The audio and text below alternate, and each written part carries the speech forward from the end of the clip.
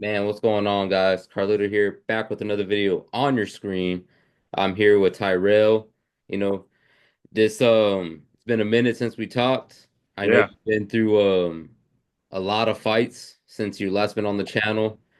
Was it to be with like Ruru and the Pink Panther and um, the last one, Wilder.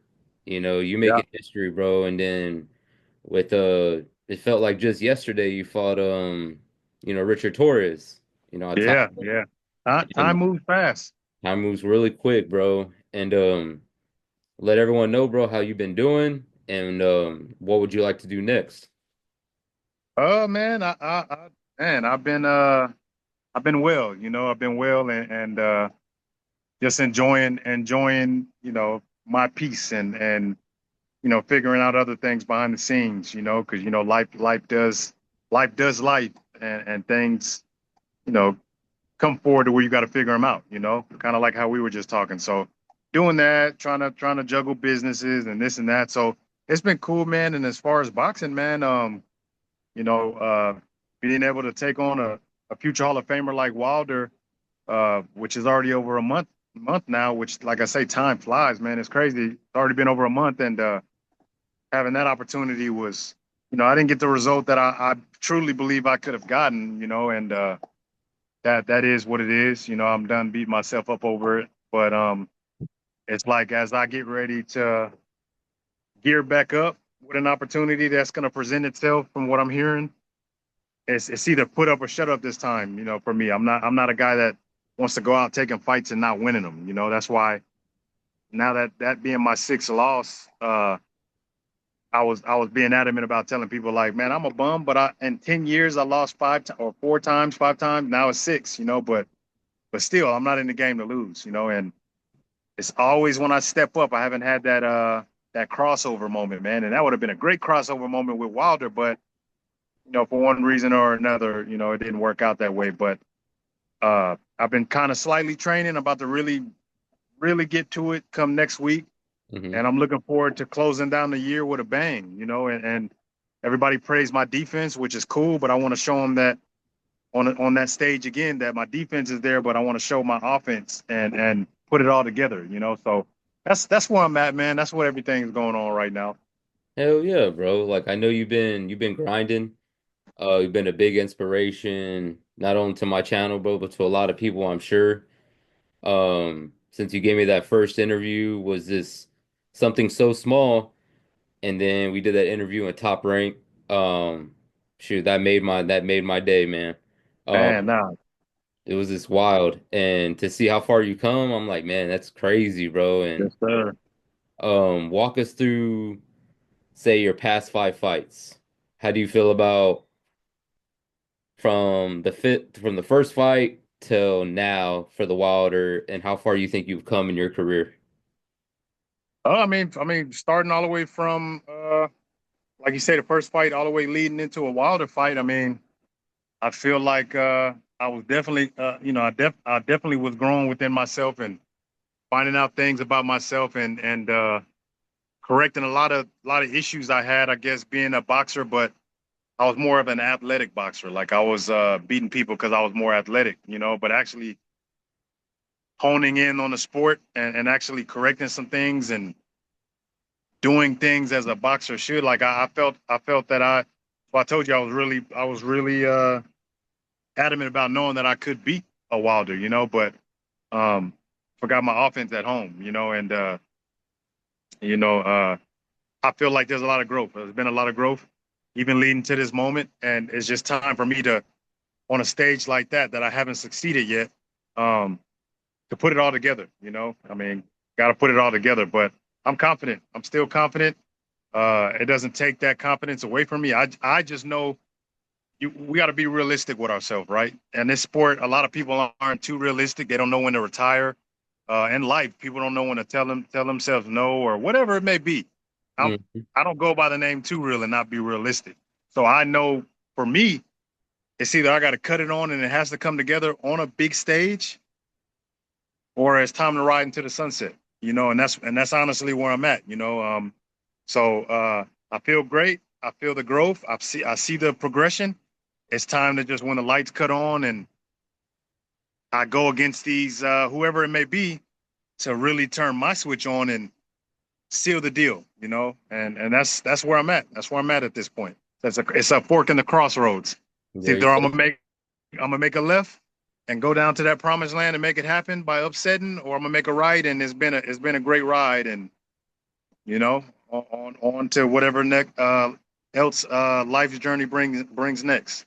Yeah, you had 30 fights and shoot, not a lot of people get to 30 fights. Yeah, yeah, for sure. And walk us through that Wilder fight, bro. Like the preparation for that fight. I know you've been working out with Coach Mays and just that face off alone looked intense, bro. Yeah, Like you were yeah, really your face looked so into that fight more than Wilder's face looked like. And that's crazy. yeah. I know he's a former world champion and you showed up, bro. You showed up for I real. appreciate that. I appreciate that, man. And it's cool hearing people along the way, you know, outside of you just telling me, but even the backstage or just through the city, wherever, uh, let me know that. You know, it's pretty cool. Like, I mean, because it's one thing feeling that way, but when you get confirmation, uh, it's cool. You know what I'm saying? So that whole moment, man, training was intense. We were getting the best sparring. We were in Florida, man. I felt like I say, this was the first real camp that I felt like I had. You know, like even going down to Florida to train, it was like leveling up, man. And so I was extremely confident leading into it. You know, and I just feel like, man, that was such a man. The magnitude of that fight was crazy, man. Like imagine, I don't know how to put it in terms, but just imagine being on a lower level of doing something, always dreaming of reaching that pinnacle and getting that call, you know, I can't say coming off the couch, but getting that call and it's against a guy you followed his career and you enjoy what he brought and kind of really got you going into it. All of that, man, was all it was like almost like a dream state because it was me, I was the character. And I had to continue to snap myself out like, man, you got to be on point because this dude's gonna try to knock your head off, right? And leading up into that moment, it was just like I say, man, it was just a surreal. It was cool, man. And it would have been even better, like I said, closing it down. I think now even watching it because I go and watch it and just critique myself many times through the week. Still, I gave too much. I gave too much respect, like in a sense, like not really turning that dog on and being nasty like I could have and should have been. It was still that I know I said going leading into it, I wouldn't give the respect, but I think it was embedded in me to where like I didn't take that extra step to be nasty like I could have, you know. So Yeah, yeah. yeah, it is what it is, you know. But yeah, that fight, that whole experience was just it was just as crazy as it looked from the outside, you know. From Wow. the build up to it to the everything, man. It was just man, it was everything you would want except the ending for me, as far as closing it down the way I wanted. But I take it in stride, man. There is no losses in life. There's only lessons, you know, and that was a huge lesson. And I'm honestly gonna treat that moment like a Canelo versus Mayweather moment for me, Yep. because who the fuck else is there that's cracking like that? Yeah. They're like, man, you know, he didn't knock you out. You finished on your feet. Damn, give me some credit. I did my next exercises. I prayed to God. I think the combination between the two, it worked out for me. But it wasn't that couldn't crack. Like I'm just here. It is over a month later. I'm just now getting over some injuries from him. So it wasn't that he couldn't crack. Yeah, yeah. It's just it worked out to where the things that I did to prepare for as much as I could or as best as I could for as hard as they say he hit worked in my favor, you know. But um, yeah, man, it was like I say, definitely a great experience, man. And I'm looking to getting back to training and really level because who else is there that can stand across from me that would we're all big, we all can hit, but I look at it like having that guy in front of me, the boogeyman at one point, how can I even take a second look at anybody? I gotta respect whoever they put in front of me, but my confidence level is out the roof because I shared rings and exchanged blood and tears with the future Hall of Famer. What else do I got left to prove what else. I mean, in a sense, like worrying about whoever they put in front of me. I'm ready to, like I say, put it all together. Hell yeah, bro. You just had all the pieces, it's just putting them all together, like you said. Yeah, Um, it's crazy to see how far you've come, bro. Like, yeah, um, seeing you from, Rick Madona's fight cards to, showcasing your talents on a big stage yeah, and knowing how far Wilder's come, but also seeing that picture that you posted years ago with Wilder and you yeah, was this, and then everything come to fruition, you know? yeah, for Uh, sure. I'm like, damn, bro, like you wouldn't imagine, bro, how much I talked that fight up like for over Man, a month, oh bro. man, that's Like what's up. anybody, Man, anybody. And they're that's like, what's up. I was like, man, I'm hyped for this fight. I'm hyped. I stayed up, watched the whole fight, went to work within maybe a few hours in between the fight. Man, But I was like, I ain't missing that fight, you know? yeah, And I was like, no, this is too big. Tyrrell has to do it now. This has to be yeah, man, time, because yeah, I was remembering everything from the top rank fight, and I was like, man, this is his time now. It's his time now. yeah, You know, yeah, even though we didn't get the win, but I still feel like you made a mark and you did the San Antonio proud, bro. And I appreciate that. I'm glad, man. I'm glad you got a chance to do that because Yeah, nah, like you said, it was didn't get the mark, man, and like I said, I'm done, kind of beat myself up on that, but it definitely opened up, as crazy as it is, it definitely opened up some more doors. You know what I'm saying? Like I said, rubbing the hands that I did behind stage and talking with him. They invited me out to his camp. They said they wanna give me the opportunity to continue to rub elbows, and then I know I'll be probably in the next couple months to come, probably be making another announcement with a huge opportunity. I ain't gonna say it's as huge as a Wilder, but it's right. It's a good. It's gonna be a great opportunity, and it came off of like you said, showing up. Because if I didn't show up, these opportunities with the loss wouldn't have came. So it's motivating for me knowing that these opportunities are gonna come, and I'm looking forward to when the time comes to really seal the deal and actually do my job. So hell yeah, yeah, hell yeah, bro. But it's always good to talk to you, bro. And we walk down these fights, your previous fights. Um, I know you said big things are coming. And what's one thing you would like to accomplish within the next 6 months? man, getting a win on the big stage, getting a win on the big stage, man. That's gonna be the recipe leading into camp, man. Like I gotta get a win on the big stage. I can't continue to get to.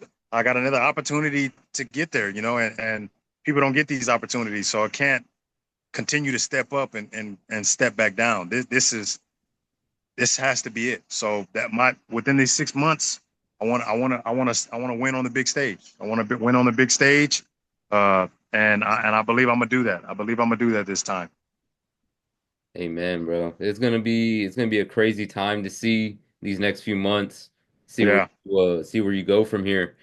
yeah. And how do you feel about where the city of San Antonio is at for boxing right now? Oh, it's great, man. It's great. San Antonio is thriving, man. I started looking up like between earlier in fights and then around when I was fighting, we had so many hitters on the big stage. It was crazy. I was just like, wow.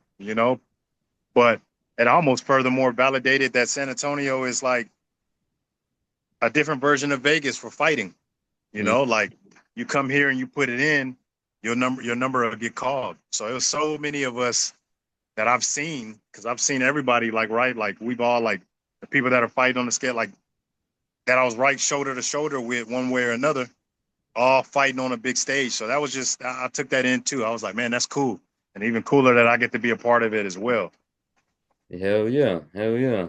Yeah. Boxing is very much alive in San Antonio, and Very much alive. I'm like, man, like it's wild to think about, all these fights that have been coming up, with Bam being a unified champion. Um, it's crazy, bro. to Yeah, watch. no, I agree. I agree, man. Definitely a good place to be right now when it comes to the sport of boxing, for sure. Yeah, like y'all, two San Antonio fighters, bro, fought two legends of the sport of boxing. Man, and I was thinking that too. Like, damn, he's fighting a crazy future Hall of Famer. I'm fighting a crazy future Hall. You know what I'm saying? It was just like I say, it was cool. It's like I said, great. What a great time to be coming out of San Antonio, you know. And I took all that in for sure. Hell yeah. So how you been able to drown out all the noise, bro, around everything and still keep your head straight and want to get back into the ring? So one thing I don't do, like if people give me any kind of information or whatever is coming from within a network that's close to me that can reach me. Um, Social media to me is like I grew. How old are you? Oh, I'm 36.